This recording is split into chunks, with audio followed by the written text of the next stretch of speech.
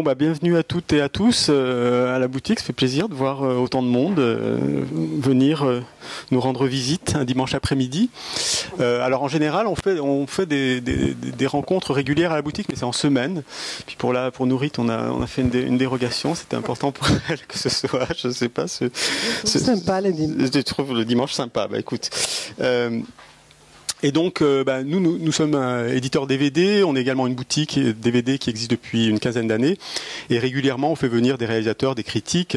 Et Nourit, ça fait quoi la troisième fois que tu viens à la boutique? Tu étais venu pour Poétique du cerveau et pour signer.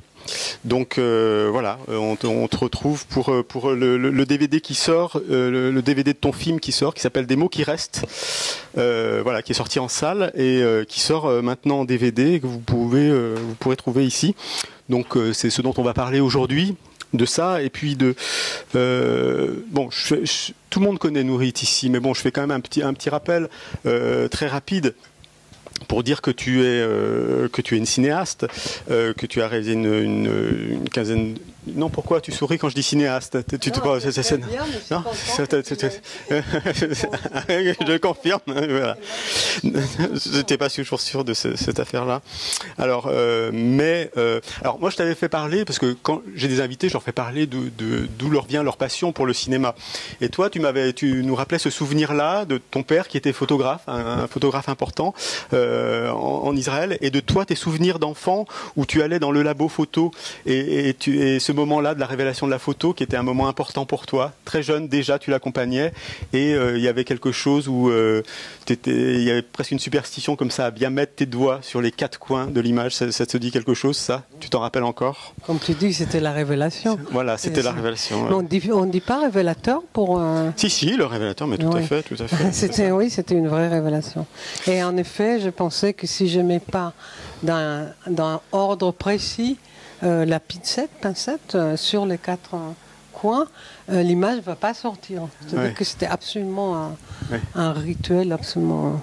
elle a des chances de ne pas sortir si tu le laisses trop longtemps, le papier. Oui, mais après c'était mon père qui est venu et qui jetait, c'était le moment, et il a jeté ça dans l'autre.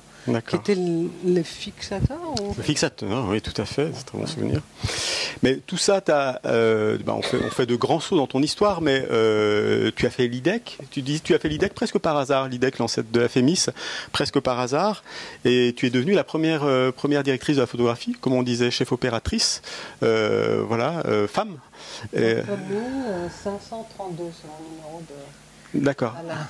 Ah oui, tu as la mémoire des chiffres. Non, je dis que j'ai la carte numéro 4532. Ça veut dire qu'avant moi, dans toute l'histoire du cinéma français, il y avait 4531 hommes qui étaient chefs opérateurs. D'accord. Ah oui, non, mais aujourd'hui, on l'entend encore différemment, mais ça a changé quand même. Les temps ont changé quand même un peu. Oui, heureusement. Donc chef opératrice pour des... alors, moi je t'ai fait sélectionner des films, et tu as mis des films pour lesquels tu as fait l'image, le cadre. Donc on parle d'Agnès Varda, la lumière, on parle d'Agnès Varda, on parle de René Alliot, de Jacques Doyon, d'Amos Guitaille. Voilà. Donc ça, c'est dans le bon ordre, pas dans le bon ordre, mais disons que voilà.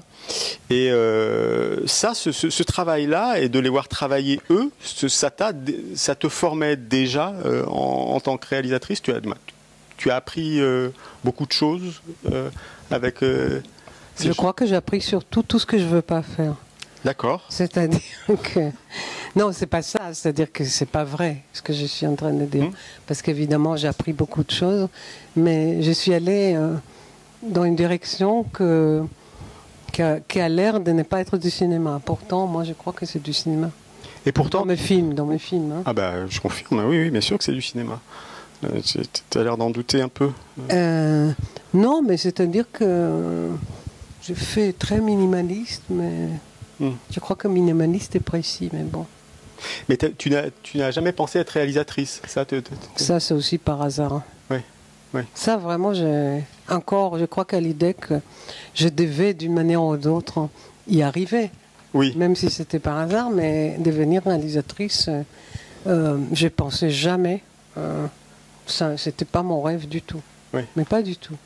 Oui, mais alors comment tu y es tombée alors dans la réalisation?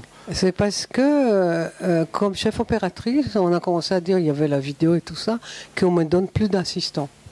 Alors, je dis, je ne vais pas commencer maintenant à moi porter les caméras, etc., et travailler sans assistant. Donc, j'ai compris que je dois changer de métier, et comme je ne sais rien faire, à part, j'ai dit, bon, je peux faire, au début, je fais les deux à la fois. Je vais dire, bon, je continue à faire l'image, j'ai fait la réalisation en plus, mais c'était pas... Et puis, on va me donner un assistant. Parce que comme je fais les deux, il y a une place qui est vacante. On me donne un assistant. Donc, du coup, parce que je ne savais pas rien faire, parce que je n'aurais pas pu faire de film sans assistant, mais je pouvais faire l'image et la réalisation ensemble. Ça oui, mais pas tu vas travailler sans assistant. Non, c'est vrai, ça a l'air comme une blague, mais c'est vrai. C'est la manière où j'ai glissé un peu par hasard dans la réalisation. Mais au début, oui, c'est ça. Alors, on va parler de ton dernier film, et on va parler de tes films, donc Circoncision, Vatersland, D'une langue à l'autre. Ben, tous ces films-là existent en DVD, heureusement. Langue parlée, langue sacrée, traduire, annonce, poétique du cerveau, signé, yiddish, et enfin, des mots qui restent. Mais avant de parler de tes films-là et de la langue et du langage, on est un peu là pour parler de ce film qui parle des langues judéo-arabes, ces langues qui disparaissent. Pas seulement. Parce qu'il y a Anna qui est là, elle parle de judo-espagnol. Alors, oui, voilà, il faut que je sois précis là. Donc. Et il y a les judo-persans aussi, dont on parle dans le film. Dont tu parles dans le film. Mais avant de parler de ça, moi j'aimerais bien quand même qu'on parle, parce que je t'avais fait choisir certains films, et tu avais choisi des films de Jean-Luc Godard, qui nous a quittés la semaine. Oui, mais il faut quand même dire que j'ai fait la liste de films de Godard avant. Oui, mais bien sûr, c'est ce que je dis. Mort, mais bien sûr. Mais c'est-à-dire avant qu'on savait qu'il va mourir. Bien sûr, bien sûr. Donc, oui. Ah non, de Dieu, c'est pas une sélection opportuniste. Non, c'est pas maintenant il est mort. Non, pas du tout. Même si on a le droit de rendre hommage aussi, voilà, aux gens qui sont importants pour nous. Mais quelle est la place de Godard pour toi, ou alors, quel est le premier film de Jean-Luc Godard que tu as vu déjà? J'ai l'impression, mais je sais pas, ça doit être comment il s'appelle avec C'est à bout de souffle. Oui, à bout de souffle, non, parce que tout d'un coup, je me rappelle en hébreu. Ça s'appelle Ad Klot Aneshima, et je ne sais pas pourquoi. Plus joli qu'à bout de souffle, oui. Oui, donc il faut avoir le souffle, oui. Je crois que c'est quand même celui-là, mais je crois que c'est lui qui m'a impressionné pour toujours, qui est toujours présent. C'est vraiment Pierrot le Fou.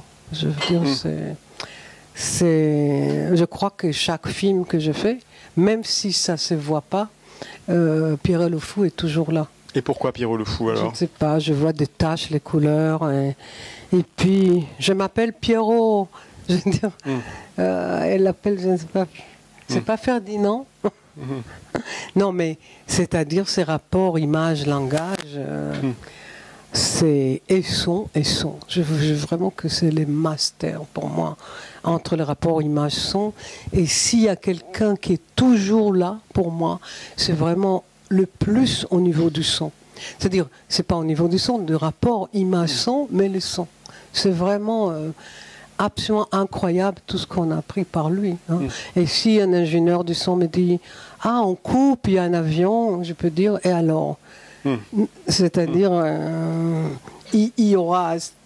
Et que quand il y a... Bon, je ne fais pas, mais le fait, je me rappelle, avec Anna Karina qui est là, et qu'il y a le flipper et tout ça, et qu'il y a les bruits, on n'attend pas ce qu'elle dit.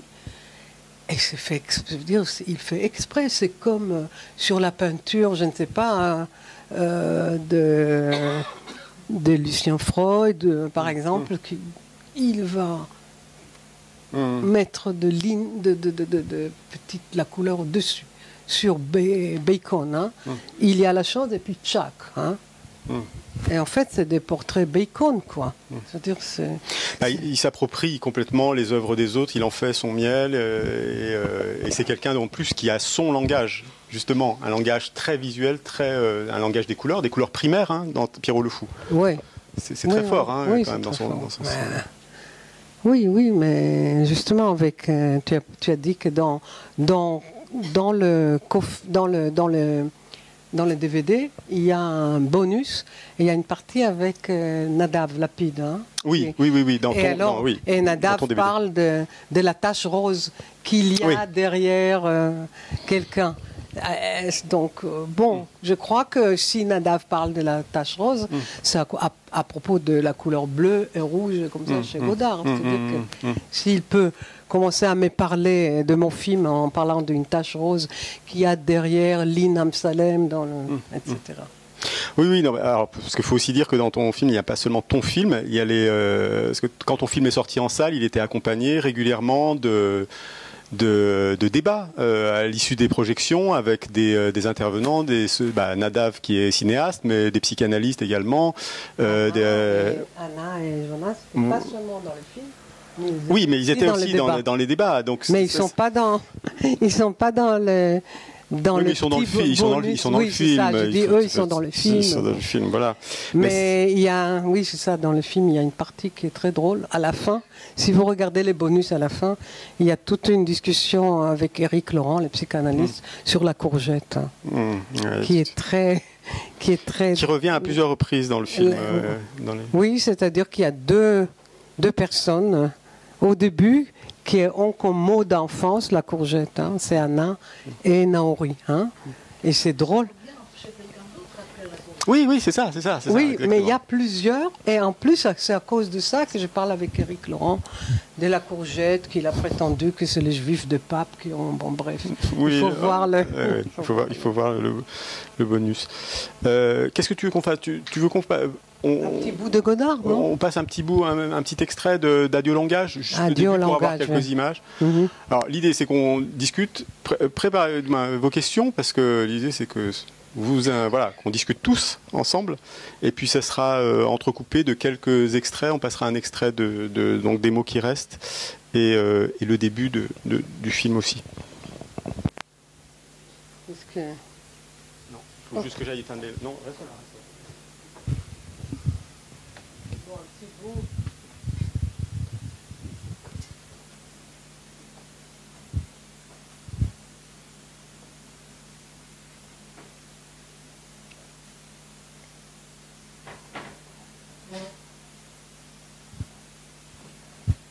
Tout court, hein. Alors, il a fait de nous des humains.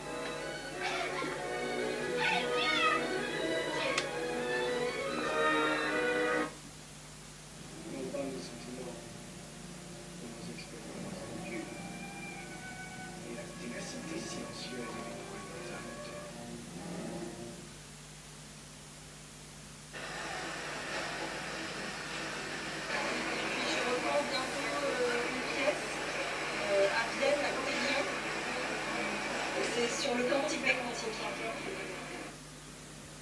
Monsieur, est-ce qu'il est possible de produire un concept d'Afrique?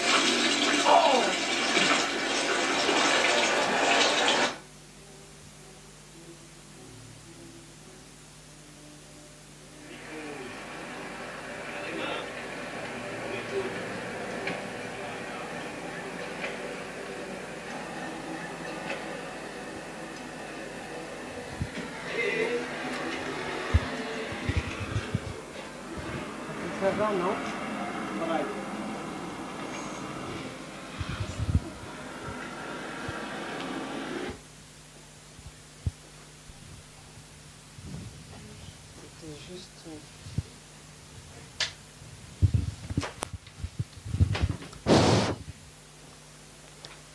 fait, quand je pense que il appelle à Dieu au langage. Oh, ouais, petit souci technique, ouais. Bon, il appelle à Dieu au langage, mais c'est à Dieu au langage. Hein. Donc, ce que ça m'a fait, je me suis dit que à Dieu au langage, mon film commence un peu pareil, non? Alors oui, on peut faire le saut directement, mais sur. On commence par Dieu. Oui, ah bah oui, par le tétragramme, oui, tout à fait, ouais. Voilà, il s'appelle pas Godard pour rien. Godard. Ouais, voilà. Non, mais ce qui est. Moi, j'ai pas ça. Hein. J'ai pas de God dans mon nom. Non, mais on n'est pas obligé non plus. Mais il y a A, vive. Oui, voilà. Alors on peut. Non, mais par rapport à ce qu'on a vu, je trouve, le début d'Adieu au langage, alors c'est vraiment le Godard, c'est son avant-dernier film, dans ses derniers films. Je trouve que c'est quand même intéressant la façon dont il utilise le numérique. Le son, déjà, tu parlais du son, les différents registres sonores, les différences de son. C'est assez incroyable. Et puis la façon dont il s'empare de cet outil numérique et qu'il en fait tout de suite presque de la peinture, quoi. C'est presque de la peinture impressionniste ou de. Il y a quand même comme ça, jusqu'au bout, une sorte de jeunesse et de joie et de comment je prends ce matériau-là, cinéma, et comment j'essaie d'en faire quelque chose. Moi, je suis toujours assez bluffé, même si c'est pas ma période préférée. Mais par la jeunesse jusqu'au bout de son cinéma, quoi, ou l'inventivité. Il y a toujours cherché. Il y a toujours, même jusqu'au bout, il y avait toujours une ou deux idées qu'on dit et c'est évident, comment j'ai pas pensé avant. Et il faut dire, je vais juste dire que je l'ai rencontré. Il m'a montré, c'était à l'époque, il m'a montré les films. Il était au montage de films ici et ailleurs. Et il m'a montré, j'étais peut-être la première à le voir, parce que c'était pas encore. Et je crois qu'il était par hasard, j'étais là et tout ça. Il était très content de le montrer à une Israélienne. Hein, c'est la première personne qui voit le film, parce que c'était vraiment pas encore fini. Il m'a dit, tu es la première. Et après, il fallait dire que, bon, ce que j'en pense, mais c'était voilà le deuxième parce qu'il a tourné tout ça avant et après il a fait au deuxième degré, c'est-à-dire qu'il y avait le matériel qu'il a tourné au premier degré dans les camps palestiniens, etc. Et après c'était en fait une sorte de base à partir de laquelle il va déconstruire. Hein, bon, voilà.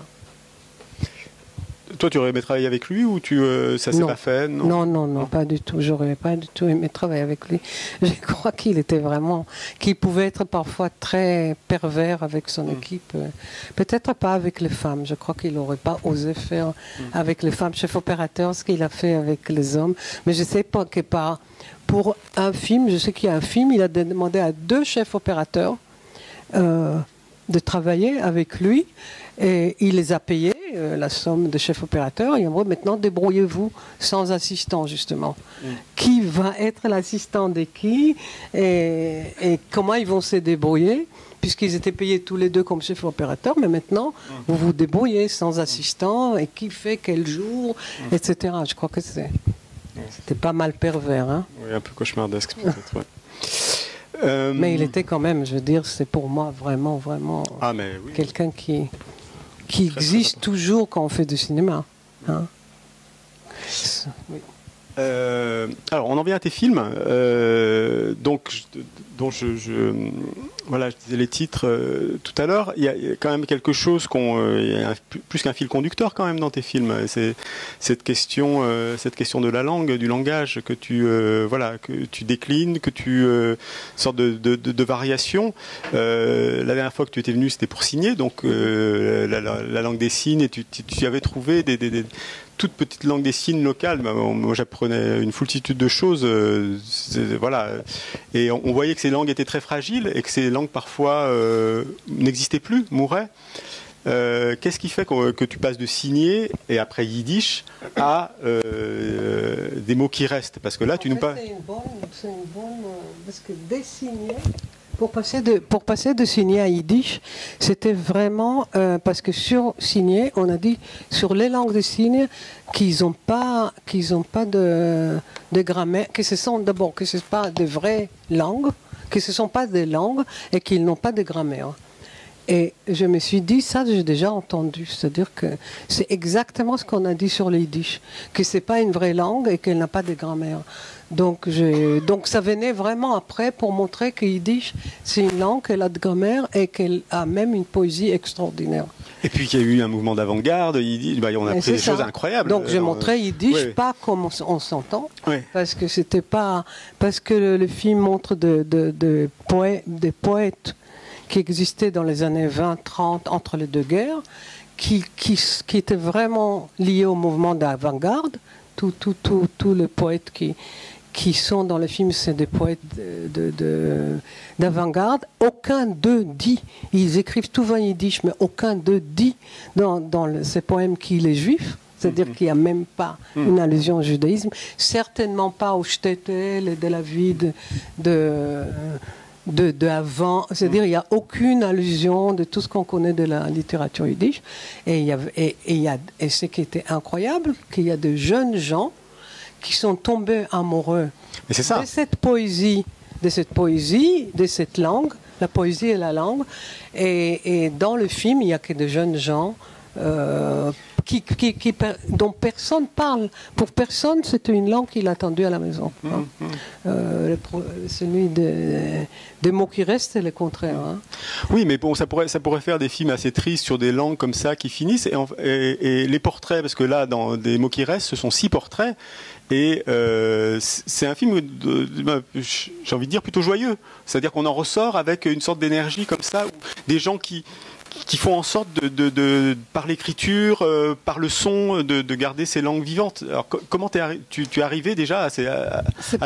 Pas forcément qu'ils gardent la langue, certaines, la langue vivante, mais c'est plutôt que eux, pour moi, c'est ce qui reste vivant en eux pour en faire autre chose. C'est ça qui était que je trouve que oui, c'était ça le sujet. C'est-à-dire que la langue, même si on ne la parle pas, et elle reste, elle agit et on fait autre chose avec. Mais dans ces langues judéo-espagnoles, judéo-arabes, judéo-persanes, qu'est-ce qui fait que tu es attiré là tout d'un coup là par ces langues-là? La lettre. C'est-à-dire que c'est vraiment par la lettre. C'est yiddish, c'est une langue alémanique qui s'écrit en lettres hébraïques. Et je me suis dit, bon, je vais peut-être voir quelques autres langues qui s'écrivent en lettres hébraïques. C'est-à-dire, c'est comme si c'est la lettre, c'est-à-dire comme si la lettre de yiddish est passée aux d'autres langues qui ne sont pas l'hébreu. C'est-à-dire qu'on prend la lettre hébraïque, c'est toutes les langues, toutes ces langues. Il paraît qu'il y avait 32 langues écrites en lettres hébraïques. Mais alors, il y a quelque chose que j'ai pas compris, c'est-à-dire que c'est des langues qui étaient parlées oralement et qui ont été fixées par de manière écrite avec l'alphabet hébraïque. Et la raison, elle est simple, parce que les garçons... Oui, c'est dans ce sens-là. Oui, d'accord. Les garçons allaient à l'école à 3 ans, ils ont appris cette langue-là. Et quand il fallait écrire, transcrire, oui. Non, mais je dis qu'ils ont écrit dans la langue, dans l'alphabet qu'ils connaissaient. C'est-à-dire, c'est comme si toi, tu entends une langue que tu veux transcrire, tu vas l'écrire dans l'alphabet que tu connais. Donc, c'est la même chose. Eux, leur alphabet était l'alphabet hébraïque. Oui, mais il y a beaucoup de dialectes qui ne passent pas par la transcription écrite. C'est ça. Donc là, j'ai l'impression que la plupart, quand même, passent par une fixation dans l'écriture. Il y a un spécialiste qui est avec nous, là. Et peut-être, si on veut être précis, il va nous expliquer, non? Juste cette histoire-là. Je te jette le... Non. Et c'est Jonas qui est aussi dans le film. Alors la question, c'est quoi exactement? C'est sur le fait que ces langues orales soient fixées systématiquement ou pas Elles ne sont pas complètement fixées. Ce qui est vraiment fixé en général, ça reste l'hébreu et l'araméen qui est vraiment appris à l'école juive, mais qui est la seule... On m'entend pas bien. Qui est la seule école à laquelle ont accès les gens jusqu'au 19e siècle à peu près, les communautés juives. Et donc quand pour un certain besoin, on doit passer par la langue vernaculaire. Donc, ou bien pour certains textes, ils vont devoir être lus en famille, ou bien pour des correspondances entre deux personnes. C'est-à-dire que dès qu'on n'est pas vraiment dans un format qui attend à ce qu'on passe par la langue sacrée ou la langue très littéraire, etc., à ce moment-là, on utilise la langue vernaculaire, qu'on note avec un orthographe qui n'est pas complètement fixé d'ailleurs, c'est assez phonétique, mais on va noter ces langues-là avec l'alphabet qu'on connaît, quoi. C'est une sorte de réflexe. C'est un peu ce que font aujourd'hui beaucoup de gens qui parlent des langues qu'ils ne savent pas écrire sur les réseaux sociaux. D'un coup, on se met à les écrire avec l'alphabet latin parce que c'est un réflexe et que c'est simple. Anna. Dans mon cas, moi je... Pardon ? Je voulais dire que dans mon cas, qui ne savait pas, je n'étais pas dans une Peut-être école, Michel, peut-être on peut, excusez-moi, peut-être vous pouvez laisser, vous pouvez peut-être laisser asseoir. Michel, tu veux bien t'asseoir? Michel? Non, parce que je m'excuse, mais je vois des gens plus âgés que vous pour... Ah voilà. Oui. Non, non, c'est juste, je pense, pour les lettres, moi qui ne connaissais pas les lettres hébraïques, parce que je n'étais pas j'étais pas un garçon qui oui, c'est ça. À l'école où on apprenait cet alphabet-là, j'ai dû passer par l'écriture phonétique dans ce livre que j'ai traduit, parce que je ne pouvais pas avoir un autre accès que les caractères phonétiques qui m'ont amené à la langue orale. C'est par ce biais-là. Donc on passe par une façon d'écrire. Quand on est complètement étranger comme moi, ben on passe par la langue phonétique. Et tu as trouvé cette femme formidable qui était une Anglaise, qui ne connaissait pas la langue, qui a donc transcrit les histoires de femmes avant, c'est dans les années 30, non? Et elle les a transcrits en phonétique, ce qui fait qu'ils sont arrivés jusqu'à... Alors présente peut-être Anna Angelopoulos, parce que ceux qui sont au fond ne la voient pas, et donc vous êtes interprète, c'est ça? Écrivaine? Non, peut-être Anna, je préfère qu'Anna se présente elle-même. Pour si vous voulez, voilà, j'étais pendant très longtemps interprète de simultané. Après, au bout d'un moment, j'ai eu une formation de psychanalyste et je suis devenue psychanalyste. Voilà. C'était un changement dans ma vie. Mais bon, je me suis donc beaucoup occupée de traduction orale et écrite pendant quelques années. Et là c'était ma rencontre avec cette écrivaine anglaise, c'était deux étrangères, puisque pour moi, tout ça, c'était interdit. Elle était anglaise, elle ne savait rien. Donc j'ai lu son écriture des femmes, des blanchisseuses illettrées qui racontaient des contes dans une langue qu'elle ne comprenait pas, mais qu'elle a transcrit phonétiquement. Moi, j'ai lu le phonétique et j'ai retrouvé la langue de ma mère. Vous voyez le parcours, voilà. Et ça, c'est extraordinaire, c'est ça. Mais tu ne dis pas que tu es aussi spécialiste de contes orales. Oui. Tu as dit que psychanalyste. Je ne peux pas fermer, parce que sinon on va avoir trop chaud. Donc c'est pour ça qu'on crée un petit courant d'air. Je suis désolé. Voilà. Donc là, vous avez déjà découvert deux des portraits qui sont qui sont dans ton film. Comment est-ce que tu as choisi ces gens-là que tu as décidé de faire intervenir dans ton film?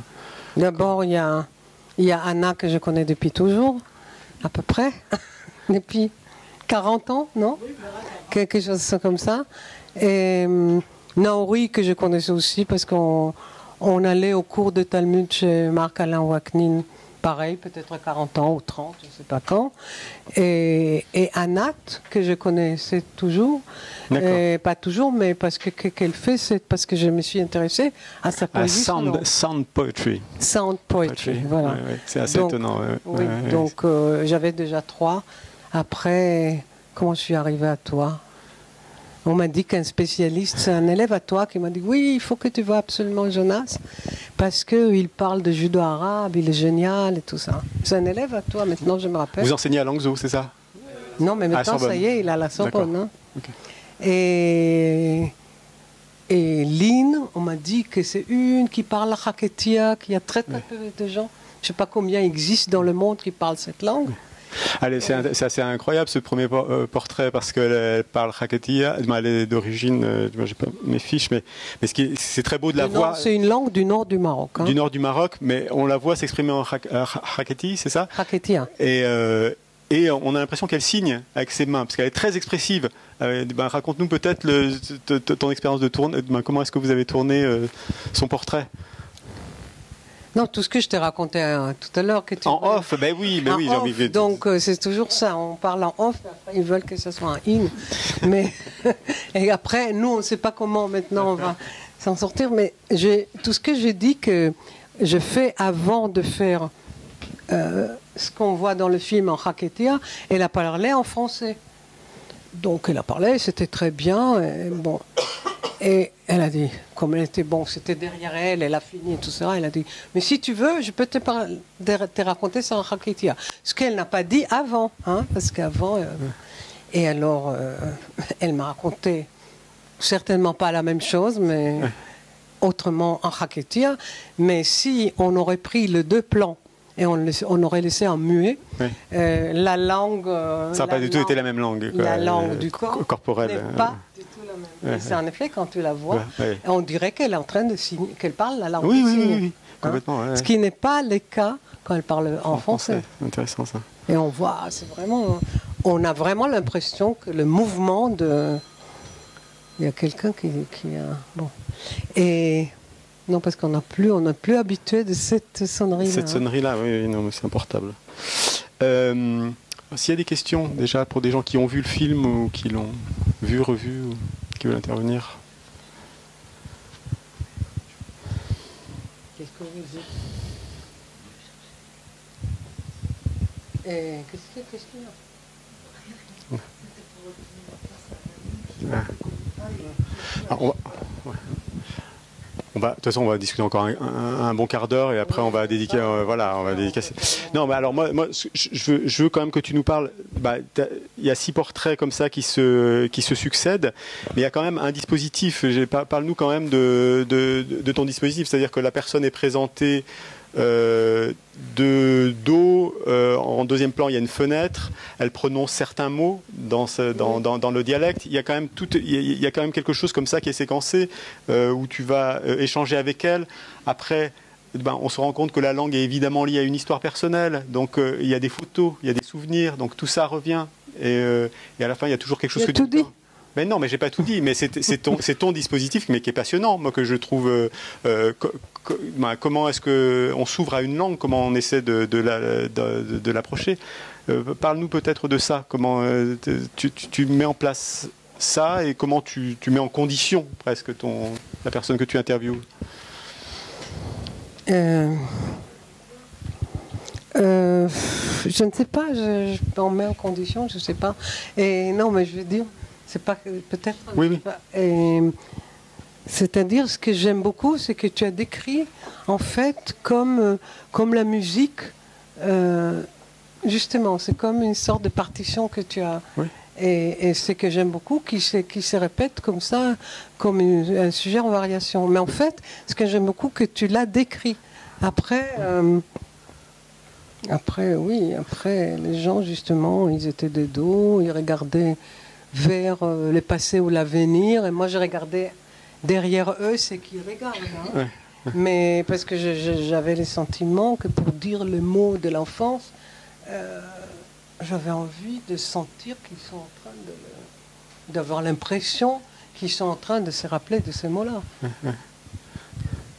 Oui, non, moi, ce que je trouve toujours assez bouleversant, c'est que tu parles d'une langue, mais en fait on parle d'histoire, d'histoire personnelle, d'histoire familiale, de la grande histoire aussi, parce que ce sont des... Bien sûr. Et c'est à travers ça qu'on voyage, et c'est fou de voir comment la langue est chargée de tout ça. C'est-à-dire que la langue est plus que la langue, évidemment. Je sais pas, il y a quelque chose comme ça Moi, ce que j'ai trouvé formidable, qu'ils sont arrivés à le faire. Moi, je crois que j'aurais jamais réussi à faire ce qu'ils ont fait, eux, et que c'est une vraie performance, parce qu'ils arrivent à un temps court qu'ils avaient, à leur dispo, parce qu'ils savaient. C'est pas qu'après au montage, je coupe. Non, c'est vrai. Ils savaient et qu'en fait, le montage s'est fait un peu sur place. C'est-à-dire que c'est pas forcément qu'on fait un plan, parfois on fait plus, ou peut-être on fait 2, on fait 3, parfois plus. Et pour qu'eux arrivent à se concentrer, à dire l'essentiel en un temps qui est autour de 7 minutes. Et moi, je suis émerveillée comment ils ont réussi à les faire. Hein. Moi, je trouve que c'est...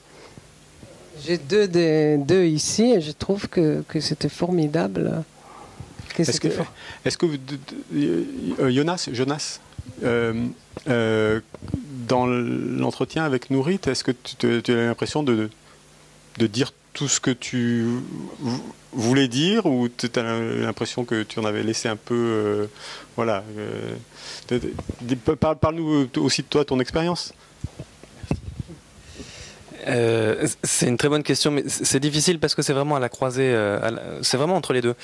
C'est-à-dire que c'est à la fois une performance artistique et une interview. On est vraiment à cheval entre les deux. Donc il y a un certain nombre de choses que j'aurais pu dire, des choses que j'avais parfois envie de préciser sur des détails qui effectivement étaient peut-être pas intéressants au niveau pour l'extérieur en général, où il y a des choses qui sont un peu de la déformation professionnelle. Moi, ce que je fais, j'ai l'habitude d'en parler dans le travail, donc c'est vraiment codifié de manière qui est très très différente. Donc moi, j'ai trouvé ça difficile. C'est plus ça que j'ai eu en tête. Après, il n'y a pas eu de frustration vraiment de pans entiers de l'histoire ou de la trame que j'aurais occulté. C'était pas du tout ça. C'était que Nourit nous a demandé un format très particulier et dont l'idée est de ne pas non plus laisser transparaître que c'est particulier et que c'est difficile. Voilà. C'était un exercice mais c'était d'ailleurs vraiment passionnant à faire, puisque à chaque prise, on reprend le fil et en fait on le fait assez différemment. Il faut que ce soit à la fois intuitif et en même temps contrôlé. Mais ça va très bien avec, je trouve, le reste. Le reste du travail de Nourit. Tout à l'heure, je ne sais plus lequel de vous deux a parlé de minimalisme. Moi, je trouve que c'est millimétré. C'est-à-dire qu'effectivement, il y a quelque chose de très épuré, mais rien n'est laissé au hasard. Il y a beaucoup de hasard quand même. Et le hasard était que c'est cette prise-là, la tienne. C'est-à-dire qu'avec Jonas, je me rappelle, c'est-à-dire que je voulais essayer de lui enlever le ton qui l'amène parce qu'il est prof. Oui. Et j'ai essayé de casser le ton professoral un peu. De casser. Je crois que dans la prise la bonne, il est allé ailleurs. C'est-à-dire que c'était surtout au niveau du ton de Jonas, hein, parce qu'avec chacun c'était autre chose, mais avec Jonas c'était pas garder. Il y avait quelque chose dans la manière comme ça qu'il parle, que j'ai entendu trop ses cours à l'école et je voulais absolument. Et après, il y a un moment, il a lâché. Il a les tons et la ponctuation. C'est surtout au niveau de la ponctuation. Je parle parce que je me rappelle de notre travail. La ponctuation a changé, le rythme a changé complètement. Et d'ailleurs, j'ai dit, ça. Tentatives, il y avait beaucoup, mais ça ne veut pas dire que c'est les prises entières. Hein. Mais ça ne veut pas dire que c'est pareil avec Anna. C'était pas pareil. C'était pas. Et ce qui concerne par exemple Lynn, et je crois que je dis presque trop par rapport à la cuisine. D'habitude, j'en parle pas. Mais avec Lynn, ce qui était vraiment génial, c'est le passage d'une langue à l'autre. C'est-à-dire que c'était absolument pas pareil. Et elle n'a pas dit les mêmes choses. Ça ressemblait, mais lui c'était le ton et chez Lynn c'était le langage du corps. Hein. C'est-à-dire que et j'avais affaire avec 2 professeurs et ça je voulais pas le ton du professeur. Et j'ai essayé de les casser. J'avais peur avec Jonas que j'arriverais pas, mais j'arriverai pas. Qu'on n'arrivera pas, c'est pas moi. Mais à un moment donné, tout d'un coup, il y avait une prise miracle avec lui qui ressemble. Et c'était la dernière. C'était pas... Parce que je me rappelle, et je crois qu'avec ça, on va peut-être arrêter, j'ai travaillé avec Doyon. Et c'était la pièce de Nathalie Sarraute pour un oui ou pour un non. Et on a fait, vous n'allez pas me croire, on a fait 60 prises. Hein. C'était avec Trintignant et Dussolier. 60 prises de la même. Et eux, ils ne savaient pas en quoi c'est différent de l'une à l'autre. Je crois qu'il a dit qu'il veut les fatiguer pour qu'ils lâchent. Il voulait les fatiguer. 60, moi j'étais à la caméra, 60 prises. Il a fini par prendre la première. donc 60. Hein. Donc, avec Jonas, je crois que ça valait la peine parce que j'ai pris la dernière. J'ai vu sur place que c'était la dernière. C'était peut-être la 6e, que sais-je. Et je n'ai même pas regardé les autres, parce que c'était clair que tout d'un coup, quelque chose s'est passé, et ce n'était pas les mêmes. Hein. Chez Lynn, c'était le passage d'une langue à l'autre. Bon, je crois que... Tu veux arrêter là je crois que c'est une bonne idée. Bah, écoute, attends. S'il y a des questions, profitez-en. Oui, questions, il peut venir, mais nous, ça va. Oui. Question du public. Oui. Oui, c'est pour Anat Pic qui fait la sound poetry. Ça, c'est quelque chose dont elle a l'habitude. Donc, j'imagine que...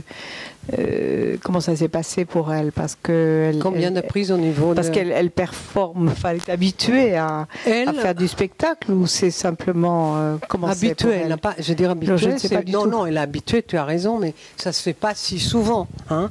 C'est ce genre de spectacle-là, et en plus, elle a fait quelque chose qui était spécial pour moi. Pour toi. Parce que là, c'était pas 7 minutes. C'était pas 7 minutes, c'était 1 minute et demie. Hein. Oui. Mais elle était, et je crois que, je sais pas, on a fait peut-être 3. Mais elle était, pour moi, elle était bonne dans toutes. Ouais, c'est ça, oui. Juste un peu différent, et j'avais du mal à choisir, mais elle était peut-être pas la première, mais la deuxième et la troisième, et peut-être une quatrième. Non, mais je veux dire, ça, c'est pas la même chose. Mais ce qui est intéressant quand tu dis ça, c'est qu'on peut se rendre compte qu'eux sont des acteurs. C'est-à-dire que c'est pas, comme tu as quand même utilisé le mot entretien, et même toi tu as dit entretien, il n'y avait pas d'entretien. Tout était parlé avant, et moi je fonctionnais avec des acteurs, hein. C'est-à-dire qui avaient un texte qu'ils n'avaient pas le droit d'apprendre par cœur. Hein. C'est-à-dire qu'il fallait les bon. Et Jonas, d'une prise à l'autre, il ne disait pas la même chose. Hein. Il ne disait pas du tout la même chose. Et justement, au début, c'était trop long. Et on a fait du montage aussi. Parce qu'on a dit ça, on enlève, ça, on met. Parce que le montage, il s'est fait sur place. Hein. Pas dans la salle, contrairement à Godard, qui coupe en petits morceaux et qui sort les choses dans leur contexte. Là, moi, j'ai l'impression que je fais les contraires. Pour moi, c'est comme des acteurs.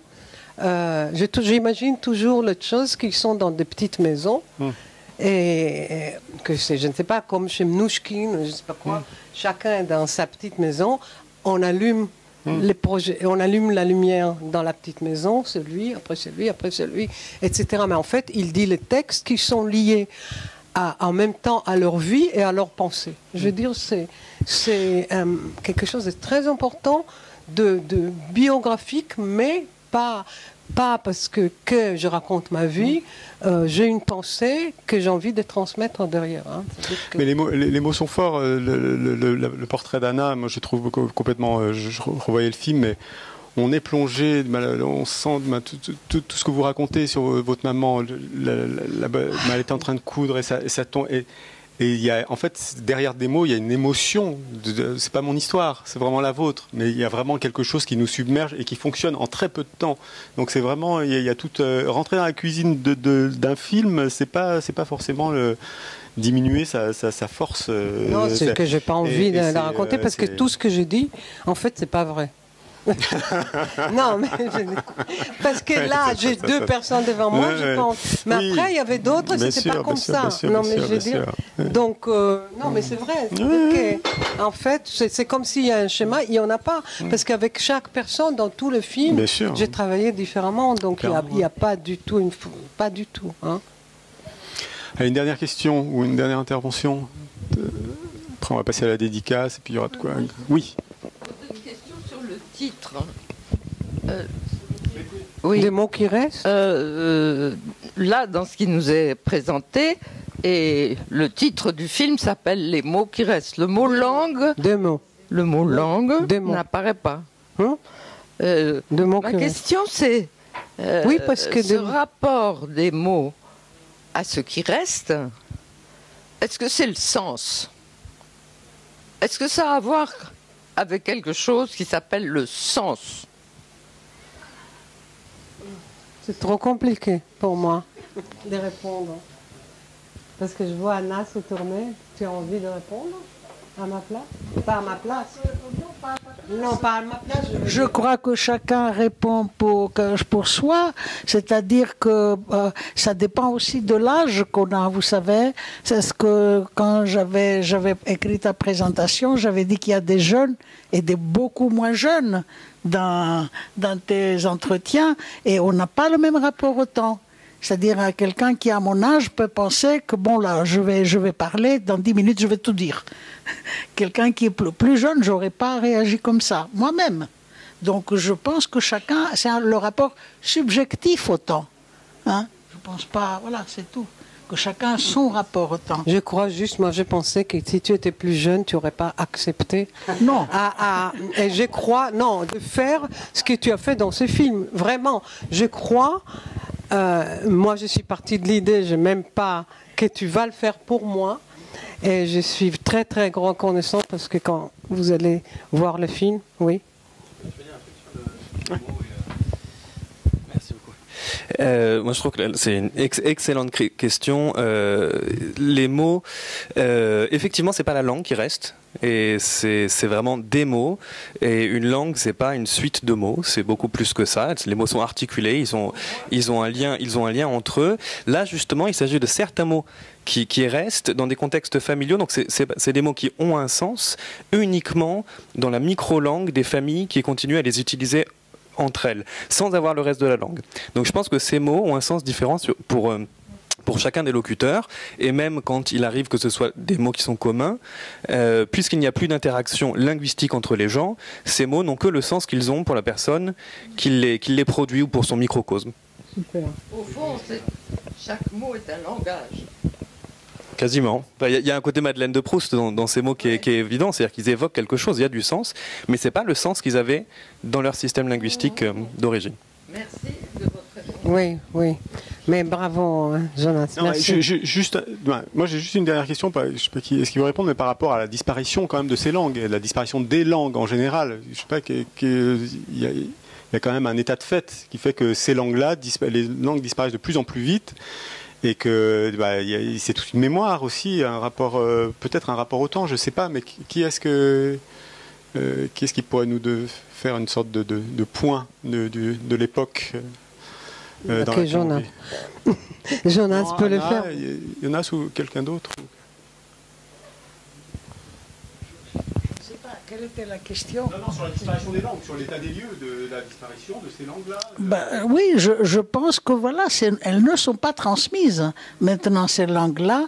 Et moi, mon souhait, ça aurait été qu'elles puissent se continuer, comme on a vu dans le film Yiddish. C'est quelque chose, moi, qui me rend nostalgique et jaloux. Je me dis, mais pourquoi il n'y a pas des jeunes poétesses comme cette jeune Belge et qui sont amoureuses de la langue de ma mère ou de ma grand-mère?